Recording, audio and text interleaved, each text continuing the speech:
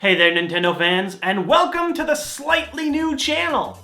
The reason I say slightly new is because this year, for 2014, in addition to the Pokemon content that you guys have grown to know and love over here on this channel, I'm adding all kinds of Nintendo franchises into my main series videos. So we've got things like Nintendo News, Nintendo Toy Shop, Nintendo Fact of the Days, and Nintendo Top 10s. And speaking of Top 10s, what better way to roll into 2014 than recollect on my top 10 favorite Nintendo games over this past year? Now, keep in mind, this is my personal list, so if you disagree with me, that's good. You have an opinion. That's awesome.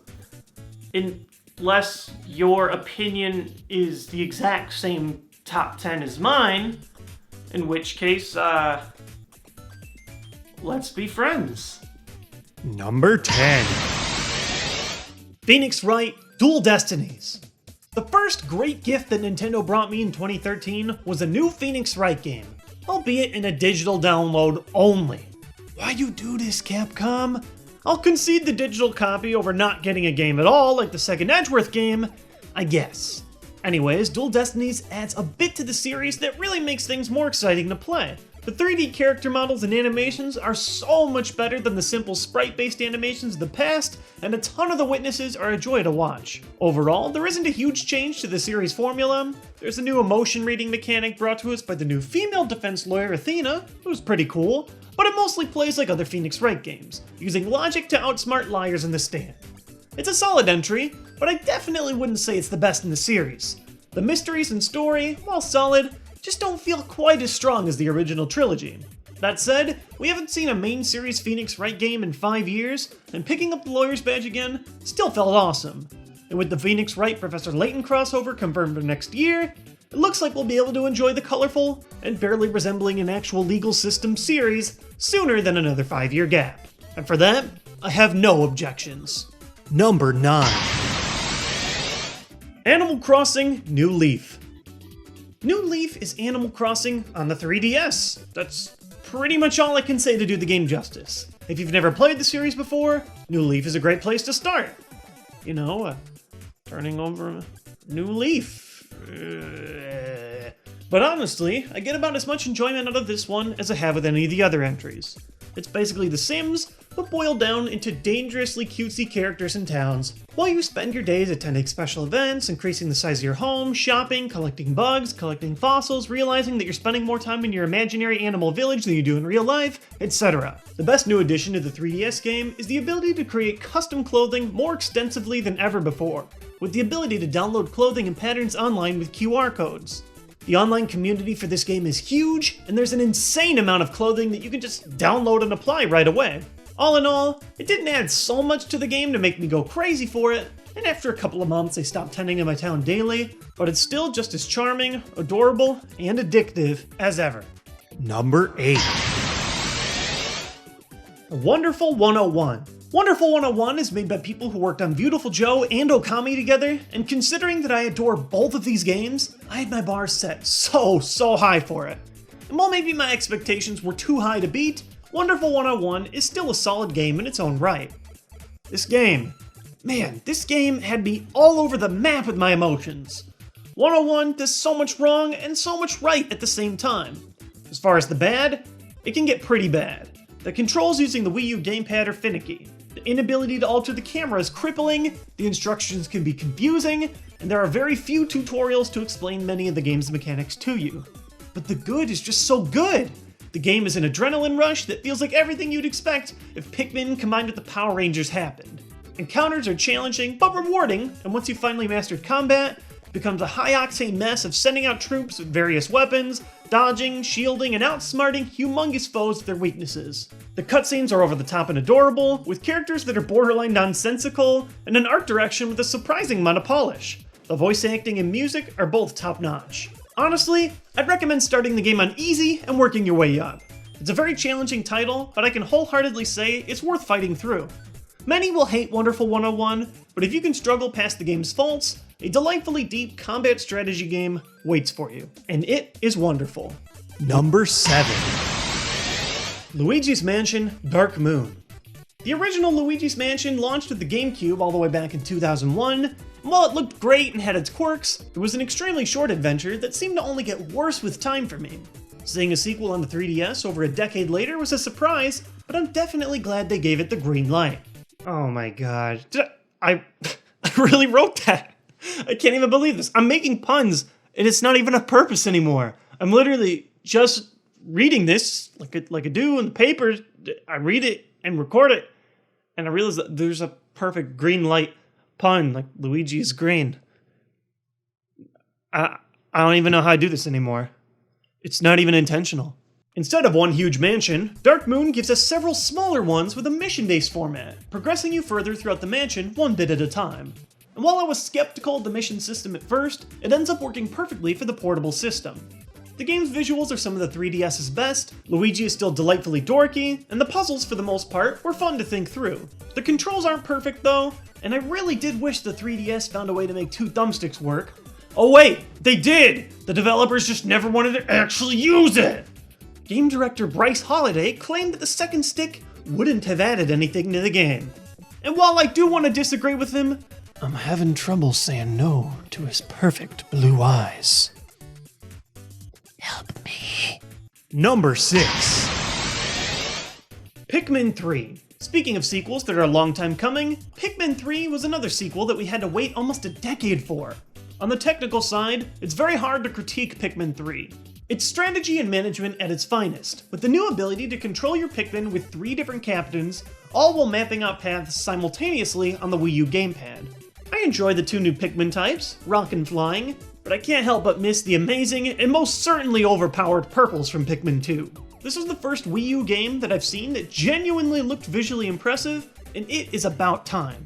HD does colorful visuals so much justice over the murky brown games of the future, and nothing shows off color more than controlling a squad of 100 little creatures looking for the fruit required to keep your squad alive.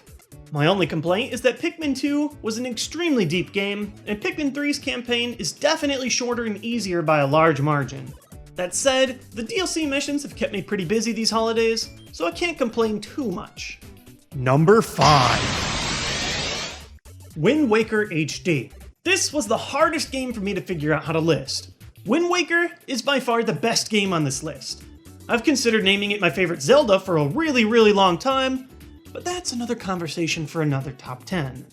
So, hey, TheJWittz, how can this game be number 5 if you say it's the best game on the list? Honestly, it just doesn't feel right saying that a game that came out in 2003 is the best game of 2013. Yes, it's gorgeous. Yes, there are some improvements, but by and large, Wind Waker is still a game that's a decade in the making, so I don't feel right placing it at the top for this year. As far as improvements, the Swift Sail is an absolute must-have, the gyroscope controls for projectiles is perfectly responsive, the map on the gamepad is perfect, and the shortening of the Triforce Shards quest definitely saves you a few of the worst hours of the game. It's funny though, the thing I care the least about in the Wind Waker HD is, well, the HD. Don't get me wrong, the game is gorgeous, maybe a little too much bloom lighting here or there, but definitely gorgeous, but Wind Waker was probably the one video game in the world that did not need an HD facelift. It's ironic, so many people mocked the original Wind Waker's cel-shaded visuals, but honestly, they're one of the few, if not the only console game from 2003 that still looks good a decade later. Dynamic art styles beats polygons every single time. As far as the game, I can't say much than what's already been said. It's a beautiful adventure, and one of the best games ever made. And this is the best version of it. Number 4.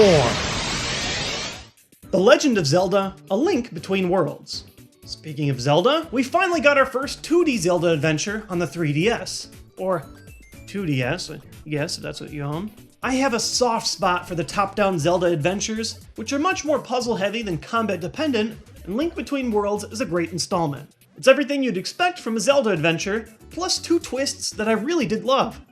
The first is the ability to turn into a painting and cling to a wall, which opened up a ton of clever puzzles I really enjoyed. And the second is the ability to rent items, which lets you choose how you want to progress through several parts of the game, and also allows you to choose your dungeon order in many cases.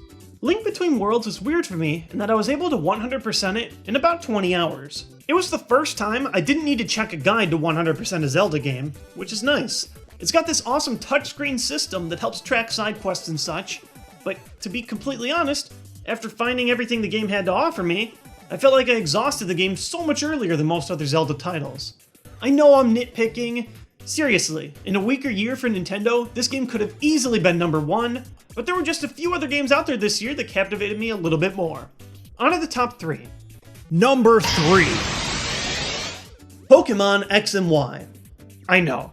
It is very weird saying that Pokemon wasn't my number 1 game this year. Borderline blasphemy to my Lord and Savior Arceus, but it's a large reason why I made the decision to open this channel up to more games from Nintendo.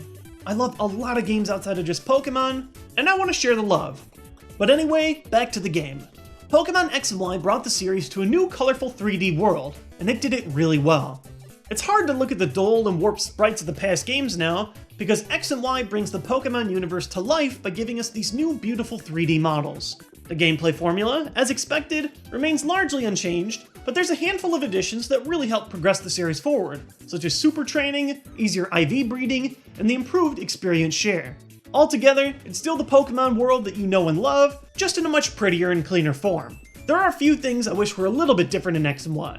I wish this generation had more than 70 new characters.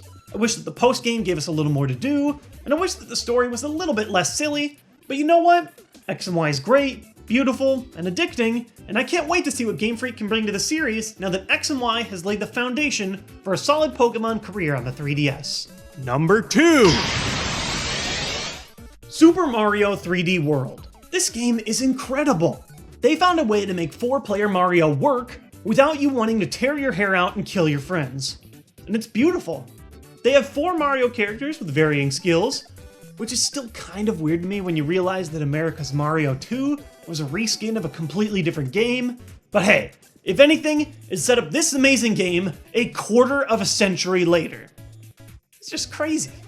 3D World does what any good Mario game should, brings a unique mechanic into every single new stage. Not a drop of Nintendo's creative juices are wasted here, and every stage feels fresh and fun, whether you're playing it with 4 players or just 1. Another thing that I love is you have the full range of 3D Mario acrobatic moves. The cartwheel, backflip, long jump, spin jump, it's all here. Mario 3D World is a great game in the series, and being able to play it alongside your friends in a fun and creative way makes it so much better. Local multiplayer is a dying art form, but 3D World single-handedly convinces me that playing and yelling at your friends in person is something that video games as a whole need to keep around. Number 1! Fire Emblem Awakening. Remember how I said that this is my personal list, blah blah blah blah blah? Well, this number 1 comes down to ultimate personal taste. If you hate tactical turn-based strategy, I don't think there's anything in the world that I or Fire Emblem Awakening can do to convince you that it's a great genre of games. But if you do like tactical games, then you have more than likely already played Awakening and agree with me that it was just freaking phenomenal. I don't even know where to begin. Awakening brings the previously Japan-only series. By the way, thank you Smash Bros for raising the popularity and bringing it to the States, and it improves the Fire Emblem formula in just about every single way. You can play the game with or without the classic permanent death of units to help out more casual players, you can customize your avatar, battle units alongside each other to create permanent lasting relationships, and then when you marry 2 characters, due to an insane time paradox, you also get to meet your children in side missions. It's so insane, deep, and addicting, and the absurd amount of good DLC this game has pumped out has kept me going all year. This game came out in early February, way at the beginning of 2013, and I'm still playing it today with hundreds of hours and relationship combinations under my belt. It's deep, addicting, solid story, great cutscenes, intense and catchy music. And it's portable, which means I don't even have to stop when I need to go to the bathroom.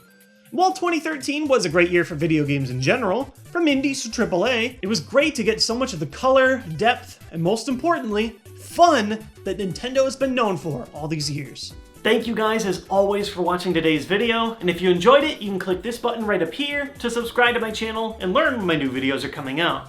I hope that you guys have an awesome 2014, and I just really want to thank you guys because it was you guys who really helped this channel become a huge success over the past year. I'm really excited to bring all this new Nintendo content in, and I hope you guys are as well. Let me know in the comments section below what your personal top 10 favorite Nintendo games were this year, and I'll be sure to look over the list to learn what kind of franchises you guys like as I'm adding new Nintendo content to this channel. And here's our dog. I have no reason to add her to the video other than that. Really cute. Never lived with a dog before, and it's kind of a lot of fun. Driving her crazy. Isn't that right?